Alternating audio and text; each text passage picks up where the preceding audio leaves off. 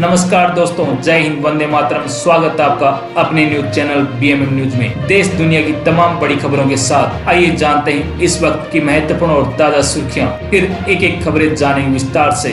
तो बढ़ते हैं सुर्खियों की ओर। इसी बीच बड़ी खबर निकल कर आ चुकी है। मिडिल इनकम ट्रैप को पार करने का प्रबल दावेदार भारत। वाशिंगटन एग्जामिनर की रिपोर्ट में दावा, भारत को तेजी से बढ़ती हुई आर्थिक ताकत के तौर पर देखा जा रहा है और ऐसा माना जा रहा है कि आज से 21 साल बाद यानी 2047 तक जब अपनी आज़ादी के 100 साल पूरे करेगा तब यह एक धनवान राष्ट्र बन सकता है। वाशिंगटन एग्जामिनर की रिपोर्ट के मुताबिक पिछले 2 दशकों में भारत ने मजबूत इकोनॉमिक बढ़ोतरी दर्ज की है। 2003 से अब तक इकोनॉमी औसतन 7% से ज़्यादा के रेट से बढ़ी है। अगर यही स्पीड बनी रही तो आने वाले वर्षों में प्रति व्यक्ति आय यानी पर कैपिटा इनकम $15,000 से ऊपर पहुंच सकती है। हमारे भारत की सबसे बड़ी शक्ति उसकी युवा जनसंख्या है। यहाँ की औसत उम्र लगभग 28 साल है, जो अमेरिका और चीन से कम है। आने वाले वक्त में बड़ी संख्या युवा आबादी कामकाजी उम्र में आएगी, जिससे प्रोडक्शन और खपत दोनों बढ़ जाएंगे। इससे भारत की घरेलू अर्थव्यवस्था मजबूत हो जाएगी। भारत की सरकार इंफ्रास्ट्रक्चर जैसे सड़क, एयरपोर्ट और लॉजिस्टिक पर तेजी से इन्वेस्टमेंट कर रही है, जिससे बिजनेस और सप्लाई चेन बेहतर होगी। इसके साथ ही विश्व भर की कंपनियां अब चीन से हटकर भारत में शिफ्ट हो रही हैं। बड़ी कंपनियां यहां इन्वेस्ट कर रही हैं, जिससे नई टेक्नोलॉजी और रोजगार के मौके बढ़ रहे हैं। डिजिटल टेक्नोलॉजी भी भारत की ताकत बनकर सामने आई है। ऑनलाइन पेमेंट, डिजिटल पहचान और सरकारी सर्विस ने करोड़ों लोगों को फॉर्मल इकोनॉमी से जोड़ा है।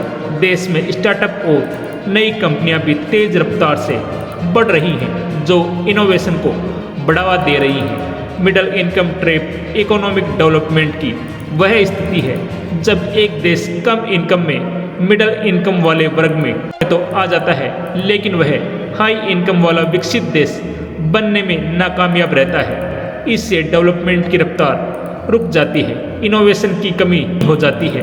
कुल मिलाकर मजबूत पॉलिसी, युवा आबादी और टेक्नोलॉजी का डेवलपमेंट के दम पर भारत की बड़ी इकोनॉमी पावर बनने की संभावना काफ़ी प्रबल दिखाई दे रही है। लगातार बढ़ोतरी से देश को मिडिल इनकम ट्रैप से बचने में भी मदद मिलेगी, जिसने ब्राजील, साउथ अफ्रीका और तुर्की जैसी इकोनॉमी को ठप कर दिया है। चलिए बढ़ते हैं अगली बड़ी खबर की ओर। PACL घोटाला केस में ईडी की बड़ी कार्रवाई। अटैच की 5,046 करोड़ की संपत्ति। प्रवर्तन निदेशालय ने बड़े वित्तीय घोटाले से जुड़े PACL लिमिटेड के मामले में बड़ी कार्रवाई की है। ईडी ने 5,046 करोड़ रुपए की 126 संपत्तियों को अटैच किया है। ये संपत्तियां दिल्ली और पंजाब में स्थित है। यह मामला एक फर्जी निवेश योजना से जुड़ा है, जिसमें कंपनी ने लोगों को जमीन देने का झांसा देकर देश भर के लाखों निवेशकों से करीब 48,000 करोड़ रुपए जुटाए थे। लेकिन ज़्यादातर निवेशकों को न तो जमीन मिली और न ही उनका पैसा वापस हुआ।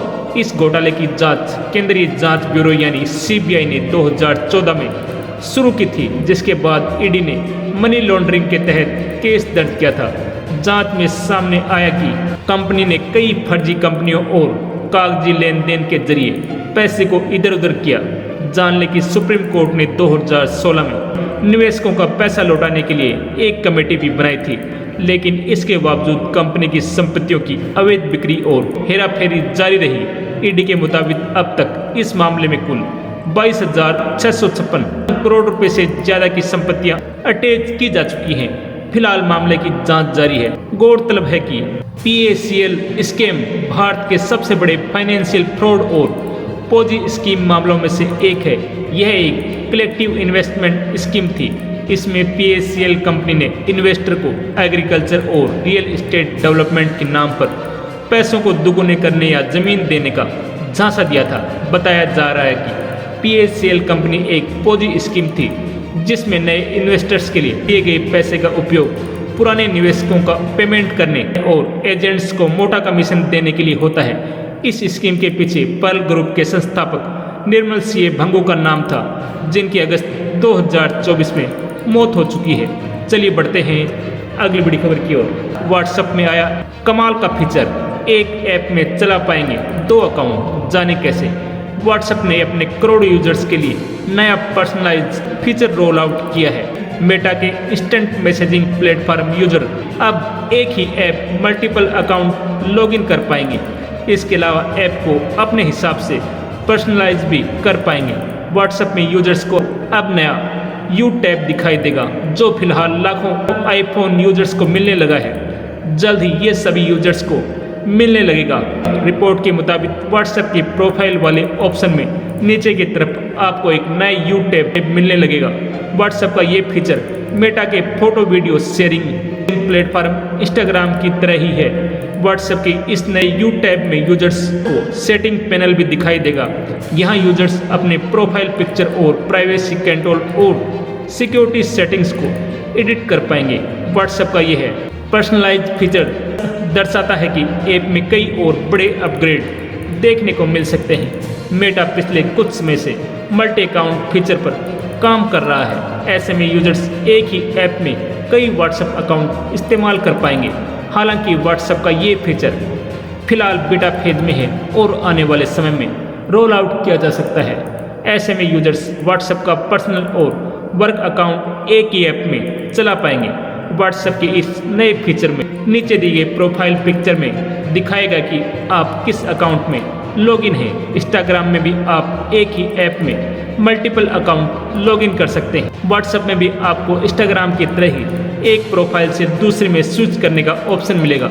अगर आप भी आईफोन यूजर हैं तो आपके व्हाट्सएप में ये फीचर नहीं मिल रहा है तो घबराने की आवश्यकता नहीं है। इसे आने वाले कुछ समय में भी सभी यूजर्स के लिए रोल आउट किया जाएगा। फिलहाल ये केवल आईफोन यूजर्स के लिए ही रोल आउट किया गया है। चलिए बढ़ते हैं अगली बड़ी खबर की ओर। देश भर में मौसम का मिजाज बिगड़ा हुआ है। मार्च के मध्य में दिल्ली, उत्तर प्रदेश, बिहार समेत कई राज्यों में ठंड की वापसी हो गई है। कश्मीर, हिमाचल में लगातार बर्फबारी जारी है। भारत मौसम विज्ञान विभाग IMD ने 19 राज्यों में बारिश, आंधी तूफान, बिजली गिरने और ओलावृष्टि का अलर्ट जारी किया है। पश्चिमी विक्षोभ के सक्रिय होने से उत्तर पश्चिम, मध्य और पूर्वी भारत के कई इलाकों में मौसम प्रभावित होने की संभावना है। मौसम विभाग ने आज उत्तर प्रदेश और उत्तराखंड में ओलावृष्टि की भी संभावना व्यक्त की है, जबकि मध्य प्रदेश, बिहार, झारखंड, छत्तीसगढ़ में भी ओले गिरने की संभावना जताई गई है। पश्चिम बंगाल, सिक्किम, झारखंड और उड़ीसा में गरज चमक के साथ तेज हवाओं के चलने का अलर्ट जारी किया गया है। इस दौरान हवाएं 60 से 80 किलोमीटर प्रति घंटे की रफ्तार से चल सकती हैं।